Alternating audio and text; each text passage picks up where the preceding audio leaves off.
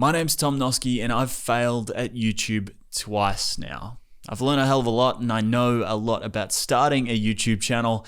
I just haven't quite figured out the consistency part of it long enough for this to become a success. So in today's video, I thought it'd be fitting to give you my advice on starting a YouTube channel from someone starting another YouTube channel. In 2010, thought I was doing something. And now I'm rapping with a crew or something. I guess the track don't really stick unless he's gluing something. And I never fit the shoe until I do it something. I think I wanted to make this video because, it's all very well and good for you to watch a video from someone who's started and become successful on YouTube and everything that goes along with the consistency element of it. But I think in a weird way, I have a unique perspective on starting a channel and continuing with a channel because I've failed twice. I've started twice, I've failed twice. I know how to start a channel, I obviously just don't know how to be consistent.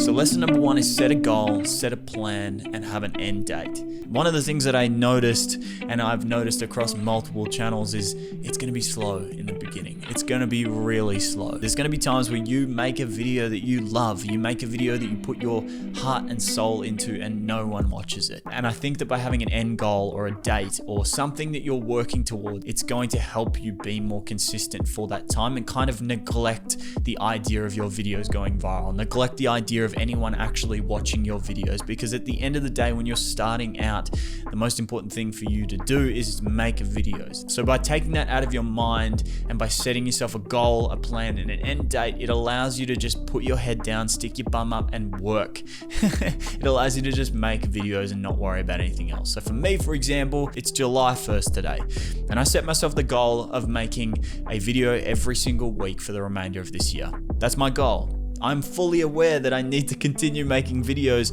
into 2022 next year, but my goal right now is to make a video every single week until the end of the year. I've been in this long enough and I've started and stopped so many times on Instagram, on YouTube, on TikTok, on all of these social platforms to know that you can't rely on the dopamine rush of people liking your stuff. You can't rely on having a goal of reaching a subscriber count or reaching a certain milestone or any of those sort of things. All you need to do is have a goal for how many videos you want to make, how often you want to make them, and when you want to make them till. And as long as you set those three things, I promise you, you'll get that goal done. And in all likelihood, something will happen during that time that allows you to continue on to the future. Maybe not. Maybe you'll get to the end of that and you'll realize that you fucking hate YouTube and you don't want to do it, and that's okay.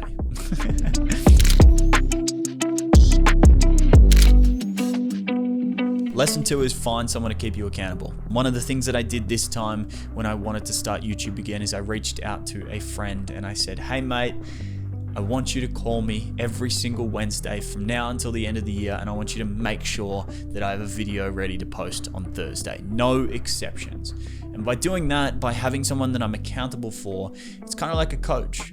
At the end of the day, when you hire a coach for a sport, they're there to, program for you and make sure that you're training a certain way, or make sure you're progressing, or giving you the certain weights that you need to lift, or the certain workouts or certain runs you need to do.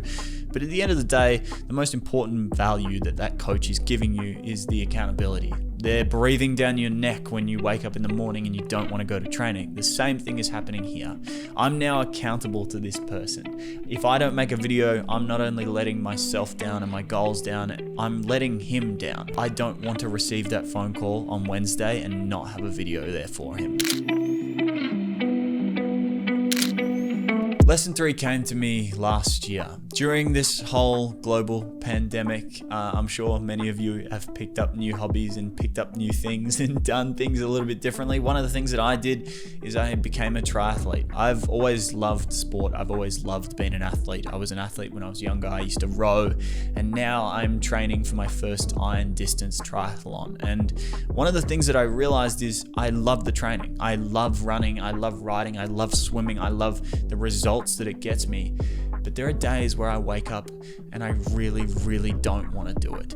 There are days where I get up and my coach has a training session for me and I cannot think of anything less that I want to do. I hate the idea of getting those sessions done. And I realized that just because I don't want to train on those specific days doesn't mean that I don't love training. And the thing that clicked for me with YouTube, and the thing that made me realize that I need to be doing this regardless of how I feel, is you're not always going to want to make videos. You're not always going to want to do this. I didn't want to do this before I turned the camera on, but that doesn't mean I don't love the process. It just means that there's a strong amount of resistance between me and making this video. In Steven Pressfield's book, The War of Art, he talks about the resistance, and the amount of resistance you feel is a direct comparison to how valuable that thing is to you. There's a reason why none of us feel any resistance to watching Netflix. There's a reason why none of us feel any resistance to playing video games. It's because it doesn't matter to us. I think a lot of people have this impression that they're just gonna love doing this. They have this impression that by making YouTube videos, that by making videos for a living, that by making art for a living, they have this impression that they're just going to love it and it's gonna feel perfect and everything's gonna work out. But it's just not true. One of the worst quotes, one of the quotes I hate more than anything, and one thing that I've learned over the last 5 years of working for myself is love what you do and you'll never work a day in your life. It's just flat out not true. There are going to be days where you wake up and you really don't want to fucking do it. And those are the days that are most important for you to get up and do it. Lesson number 4 is a poorly executed video or going through the motions is better than no video at all. It's the idea that you're going to make the perfect video, and by making the perfect video, it's going to lead to the most amount of subscribers and it's going to lead to the most amount of success, and it's just not the case at all. All of us know the type of videos we want to make, but not all of us are yet capable of making those videos. I know the type of videos I want to make on YouTube. I'm not capable of making those videos yet, but if I held out and only posted or only made videos when I was capable of making those videos, I'm never gonna make any videos. So I need to be comfortable with the fact that any video is better than the perfect video, because the perfect video I'm not capable of yet. I need to go through my process of making a massive amount of quantity before I'm able to get to the quality that I expect for myself, or the quality that I want for myself. Lesson number 5 is forget about your niche. I think a lot of people have this idea when they first start out, and of course they do. There's videos and countless videos online telling you to find your niche and find your audience and find your voice. Forget about all of it. When you're first starting out, the only thing you need to do is be consistent. So the last thing I need to be worrying about is putting myself into a tiny little box of creativity that I need to work within. I should be harnessing every single piece of inspiration I have, every tiny little sliver of video idea that I can harness. I need to use that to make my videos. And if that means sometimes I make a video about training and other days I make it about Photoshop and then I make a video like this, then so be it, because at least I'm being consistent. At least I'm making a video. At least I'm flexing those creative muscles. Because at the end of the day, why would I put my creativity into a tightly refined box when I don't yet have the audience to impose that niche onto me? I should be using this as a free roam card, a hall pass, if you will, to make whatever videos I want, because I don't yet have an audience that cares.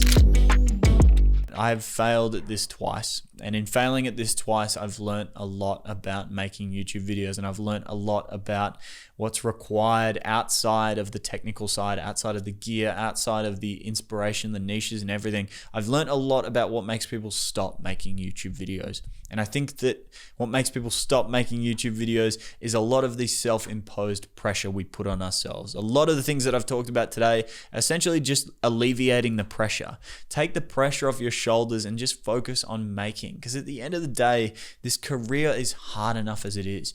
Making art for a living is a bloody hard career. So why are you putting external pressures onto yourself? Why are you limiting yourself? Why are you doing this in a certain way with a certain formula? Just make stuff, because making stuff is what's going to allow you, and making whatever you want more importantly, but making stuff is what's going to allow your voice to come out. And when your voice comes out, that's when people resonate. And when people resonate, that's when you build an audience. And when you build an audience, that's when you're able to do this and enjoy what you're doing and make something of yourself.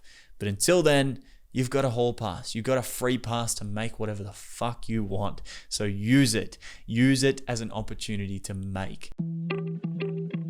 So I hope you've enjoyed this video. I really do hope you've enjoyed this video. I've enjoyed making it. It's good to be back. It's good to see you again. And I'll see you guys next week.